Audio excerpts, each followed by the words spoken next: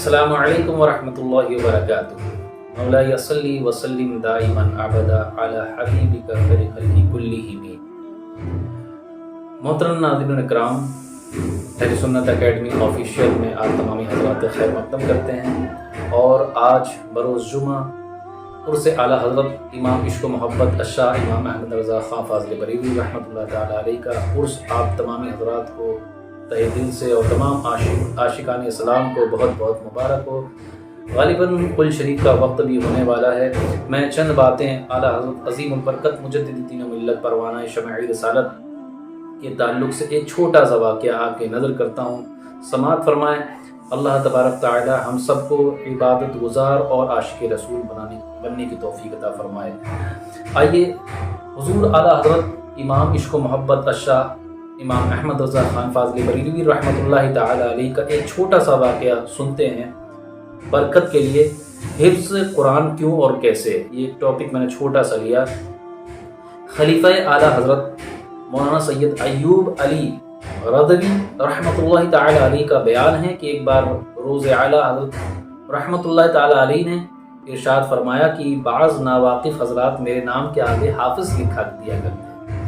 عموماً آپ نے دیکھا ہوگا ناظرین کہ بہت سارے مولانا ہوتے ہیں، حافظ نہیں ہوتے، اور ان کو بچے یا جو ہے محلے کے لوگ وہ حافظ کہتے ہیں کہ حافظ جی حافظ جی، اسی کے تعلق سے میرے نام کے آگے حافظ لکھ دیا کرتے ہیں، حالانکہ میں اس لقب کا اہل نہیں ہوں۔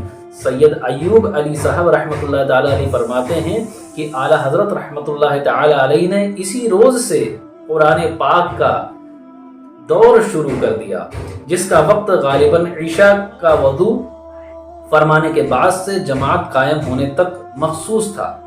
روزانہ ایک پارہ یاد فرما لیا کرتے تھے، یہاں تک کہ 30ویں روز 30واں پارہ یاد فرما لیا۔ سبحان اللہ۔ ایک موقع پر فرمایا کہ میں نے کلام پاک بالترتیب بکوشش یاد کر لیا، اور یہ اس لیے کہ ان بندگان خدا کا جو میرے نام کے آگے حافظ لکھ دیا کرتے تھے کہنا غلط ثابت نہ ہو۔ آج دیکھیں اشتہارات میں، دیکھیں جلسوں کے جو اشتہارات نکلتے ہیں، ایڈورٹیزمنٹ نکلتے ہیں، اس میں بڑے بڑے عالم نبیل فاضل جلیل اس کی حقیقت یقیناً لوگ جان رہے ہوتے ہیں، پر کیسے کیسے بڑے بڑے لقب سے لوگوں کو اور بتایا جاتا ہے۔ اور یہ اعلیٰ حضرت عظیم البرکت کی تعلیمات تھی کہ آپ کو کسی نے حافظ کہہ کر پکار دیا، جبکہ وہ حافظ نہیں تھے اس وقت، پر کسی نے حافظ کہہ کر پکار دیا تو آپ نے وہ عمل غلط ثابت نہ ہو جائے یا غالب غمان میں نہ رہے، اس کے لیے آپ نے قرآن پاک کا دور شروع کر دیا، آپ نے یاد کرنا شروع کر دیا، اور آپ نے 30 دن تک کے آپ نے 30 روز تک کے 30 پارہ یاد فرما لیا۔ سبحان اللہ۔ علم و عرفاں کا جو کی ساغر تھا، علم و عرفاں کا جو کی ساغر تھا، خیر سے حافظہ بھی قوی تر تھا، حق پہ مبنی تھا جس کا ہر فتویٰ، واہ کیا بات اعلیٰ حضرت کی۔ سبحان اللہ۔ اعلیٰ حضرت کی تعلیمات کو ہم کو لوگوں تک کے اچھے انداز میں، اخلاقیات کے ساتھ، نہ کہ تنبیہ کے ساتھ، نہ کہ کسی کو جتلاتے ہوئے، نہ کہ کسی کو عوام میں جو ہے بے عزت کرتے ہوئے، یا ایسے جملوں کو بھی حضور صلی اللہ تعالی علیہ وآلہ وسلم کی تعلیمات نے منع فرمایا۔ اور ہم اعلیٰ حضرت عظیم البرکت کی تعلیمات کو کسی پر جان بوجھ کر کے زبردستی تھوپنا نہیں ہے، بلکہ اعلیٰ حضرت کی تعلیمات کو، اعلیٰ حضرت کے فتاوی کو، اعلیٰ حضرت کے علم کو دوسروں تک کے عشق کے ساتھ اور اخلاقیات کے ساتھ، محبت کے ساتھ لوگوں تک کے پہنچا دینا ہے، فارورڈ کر دینا ہے۔ فارورڈ دا علم آف حضور اعلیٰ حضرت امام عشق و محبت اعلیٰ حضرت۔ تو ہمیں تبلیغ کرنا ہے، کسی پر تنبیہ نہیں کرنا، اور امام عشق و محبت کا جو علم تھا وہ لوگوں تک پہنچانا ہے، اور اولیاء کرام، صوفیاء کرام کا علم لوگوں تک پہنچانا ہے، عشق کے ساتھ، اخلاقیات کے ساتھ، محبت کے ساتھ، تبلیغ کے ساتھ، اور خود پر عمل کرنے کی کوشش بھی کرنا ہے۔ یہ ایک چھوٹا سا واقعہ تھا حافظ قرآن، جو حافظ کے لقب کو لے کر کے اعلیٰ حضرت کے بارے میں ان کے خلیفہ نے کیا بیان فرمایا، اور اعلیٰ حضرت عظیم البرکت کا عشق حضور صلی اللہ تعالی علیہ وسلم اور اہل بیت اور صحابہ کرام کے لیے بہت ہی افضل و اعلیٰ تھا۔ اس کے بارے میں علماء نے اعلیٰ حضرت اور اعلیٰ حضرت رحمۃ اللہ تعالی علیہ اکثر فراق مصطفیٰ صلی اللہ تعالی علیہ وسلم میں غمگین رہتے. اعلیٰ حضرت کا عشق کے بارے میں فرما رہے ہیں کہ اعلیٰ حضرت اکثر فراق مصطفیٰ جان رحمت صلی اللہ تعالی علیہ وسلم میں غمگین رہتے اور سرد آہیں بھرا کرتے.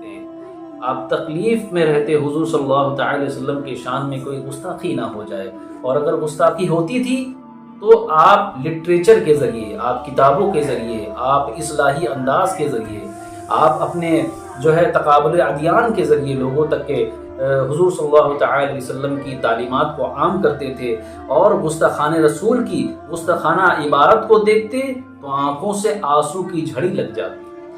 جب کوئی حضور صلی اللہ تعالی علیہ وسلم کی شان میں گستاخی کرتا اور آپ ان عبارتوں کا مطالعہ کرتے، آپ ان عبارتوں کو دیکھتے تو آپ کی آنکھوں سے آنسو آ جایا کرتے، آنسوؤں کی جھڑی لگ جاتی، اور پیارے مصطفیٰ صلی اللہ تعالی علیہ وآلہ وسلم کی حمایت میں ان کا رد کرتے. ہدایت بخشش شریف میں فرماتے ہیں، کروں تیرے نام پہ جا فدا، نہ بس ایک جاں دو جہاں فدا. کروں تیرے نام پہ جا فدا، نہ بس ایک جاں دو جہاں فدا. دو جہاں سے بھی نہیں جی بھرا، کروں کیا کروڑوں جہاں نہیں، کروں کیا کروڑوں جہاں نہیں. ہدایت بخشش کا یہ شعر ہے. محترم ناظرین کرام، میں صرف یہ عرض کرنا چاہتا ہوں کہ حضور اعلیٰ حضرت کی تعلیمات کو، حضور اعلیٰ حضرت کے عشق کو، حضور اعلیٰ حضرت کے فتاوے کو، الغرض حضور اعلیٰ حضرت کے تعلق سے جتنی بھی عبارتیں ہیں، جتنا بھی علم ہے، اخلاقیات کے ساتھ امت تک کے پہنچانا یہ علماء کرام کی بھی ذمہ داری ہے، صوفیاء کرام کی ذمہ داری ہے، علماء مشائخ کی بھی ذمہ داری ہے، اور ہم جیسے کلم علم کی بھی ذمہ داری ہے، یا امت محمدیہ کی بھی ذمہ داری ہے کہ اخلاقیات کے ساتھ، اچھے انداز کے ساتھ، تنبیہ اور طعنہ زنی کے ساتھ نہیں، بلکہ اخلاقیات اور محبت کے ساتھ حضور اعلیٰ حضرت امام عشق و محبت کا علم امت محمدیہ تک پہنچانا ہے. زبردستی تھوپنا نہیں ہے، زبردستی کسی کے برا نہیں گزرنا ہے، بلکہ ان کی تعلیمات کو عشق کے ساتھ امت محمدیہ تک پہنچانا ہے. اور آپ حضرات ہمارے لیے بھی دعا کریں کہ اللہ تبارک تعالیٰ مجھے بھی علم میں اعلیٰ درجہ، اعلیٰ مقام عطا فرمائے، عبادتوں میں، ریاضتوں میں اور اخلاقیات کے ساتھ عمل کرنے کی توفیق عطا فرمائے، نماز پنجگانہ تکبیر اولیٰ کے ساتھ ادا کرنے کی توفیق عطا فرمائے. میں بھی آپ کے لیے دعا گو ہوں کہ اللہ تبارک تعالیٰ آپ کو کامیابی اور کامرانی عطا فرمائے. یہ ایک چھوٹا سا کلپ تھا حضور اعلیٰ حضرت عظیم البرکت. ایسے تو نہ جانے سینکڑوں ہزاروں تمام چیزیں موجود ہیں، آپ کے فتاویٰ موجود ہیں، آپ کی تعلیمات موجود ہے. یہ ایک چھوٹا سا کلپ بنانا مقصود تھا. اور میں یہ بالخصوص کہنا چاہتا ہوں کہ ہم کو احکام شرعیہ، احکام مسائل دنیا تک، لوگوں تک پہنچانے کی ضرورت ہے اخلاقیات کے ساتھ. اخلاق کے ساتھ ہم کو پہنچانا ضروری ہے. اگر ہم احکام شریعت کو لوگوں تک پہنچانا چاہتے ہیں، اسلام کو بڑھانا چاہتے ہیں اچھے انداز میں. آج تمام کتابیں حضور صلی اللہ علیہ وسلم کے بارے میں آئی ہیں، بہت ہی اچھے انداز میں آئی ہے. اگر کوئی ہمارا بھائی حضور صلی اللہ تعالی علیہ وسلم کی شان میں گستاخی کرتا ہے، حتیٰ کہ اگر کوئی دوسرے مذہب سے بھی ہو، تو ہمیں اس پر گالی گلوچ نہیں کرنا ہے، ہمیں اس پر طعنہ زنی نہیں کرنا ہے، ہمیں اس کو فحاشی اور بدکلامی سے نہیں بات کرنی ہے، بلکہ اس کو ایک لٹریچر دے دینا ہے. حضور صلی اللہ تعالی علیہ وسلم کی تعلیمات کا ایک لٹریچر دے دینا ہے، چاہے وہ جس لینگویج میں جانتا ہو، جس بھی بھاشا میں جانتا ہو، اس کی تعلیمات کو حضور صلی اللہ تعالی علیہ وسلم کی تعلیمات، اس کو وہ لٹریچر دے کے اصلاحی انداز سے ہم کو حضور صلی اللہ تعالی علیہ وسلم کی تعلیمات کو عام کرنا ہے. یہی کام اعلیٰ حضرت امام عشق و محبت نے آپ نے فرمایا. اللہ تبارک تعالی سے دعا ہے کہ ہم سب کو، ہماری نسلوں کو اور امت محمدیہ کو عشق کے رسول میں جینا اور مرنا اللہ تبارک تعالی قبول فرمائے. اور یہ میں کم علم جو میرے معلومات کے مطابق تھا میں نے پہنچانے کی کوشش کری. آپ بھی حسن اخلاق کے ساتھ اللہ تبارک تعالیٰ ہم سب کے اخلاق کو حسن اخلاق عطا فرمائے، اچھا انداز عطا فرمائے، تبلیغ کرنے کا انداز عطا فرمائے۔ اللہ تبارک تعالیٰ عرص اعلیٰ حضرت کی برکتیں عطا فرمائے، امام عشق و محبت کی تعلیمات ہم سب کو عطا فرمائے۔ اللہ تبارک تعالیٰ جو بھی کچھ کہنے میں غلطیاں، لفظیہ کوتاہیاں، خامیاں ہوئیں، اللہ تبارک تعالیٰ اسے معاف فرمائے۔ اور اگر میری یہ ویڈیو اچھی لگی ہو تو اہل سنت اکیڈمی آفیشیل کو سبسکرائب کریں، لائک کریں، شیئر کریں۔ انشاءاللہ اس پر اسلام اور ماڈرن ایجوکیشن اور سائنس کے تعلق سے بھی، اور اسلام اینڈ سائنس کے تعلق سے بھی، اور تمام ورد و وظائف بھی آپ تک انشاءاللہ اس چینل کے ذریعے پہنچیں گے۔ اللہ تبارک تعالیٰ ہمارے ملک کو مضبوطی عطا فرمائے، ہمارے ملک پیارے وطن عزیز ہندوستان کو تمام دشمنوں سے محفوظ فرمائے، اور ہمارے ملک کو ترقی عطا فرمائے۔ امام عشق و محبت کے توسل سے بھی ان کی دعاؤں کی برکت سے ہمارے ملک میں جتنی بھی پریشانیاں ہیں اور جو ہے ان سب کو دور فرمائے۔